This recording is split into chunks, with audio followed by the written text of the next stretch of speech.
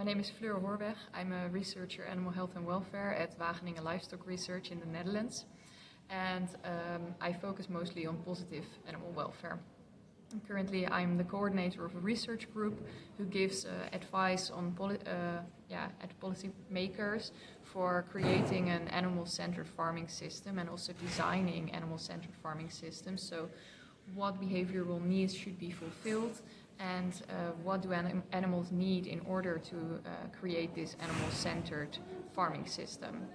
And for us as researchers, it's really important to look at welfare not only from the point of preventing negative impact on animal welfare, but also to look at how can we provide positive experiences to animals.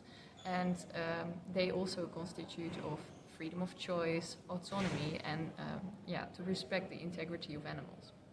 And in that way, we do also think about how can we provide animals with experiences to provoke those positive emotions and positive experiences.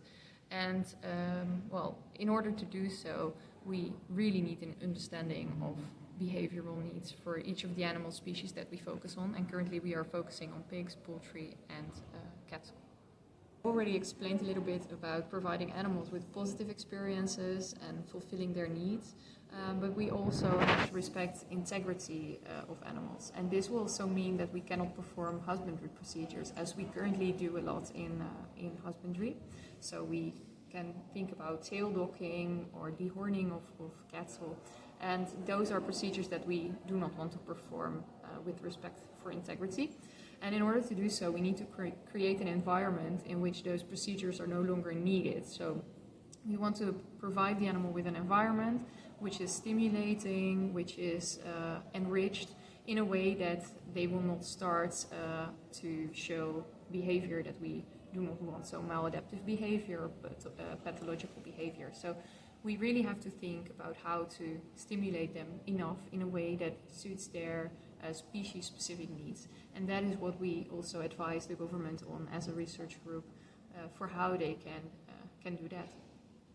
So variation in the environment that is mentally but also physically stimulating for the animals is really needed for good welfare. And when we reach a state of good welfare in the animals, then they are able to adapt to challenges and changes in their environment. And that is when we think that animal husbandry is animal-centered. So as a research group, we try to give advice and create more knowledge and give the facts to policymakers in order for them to be able to do their job in creating good policy to reach a future with animal-centered farming. So in the research group there are different researchers and professors from universities in the Netherlands, so Utrecht University, Wageningen University, and they have backgrounds in different topics from animal welfare and animal health, and in that way we provide policymakers with a broad range of knowledge.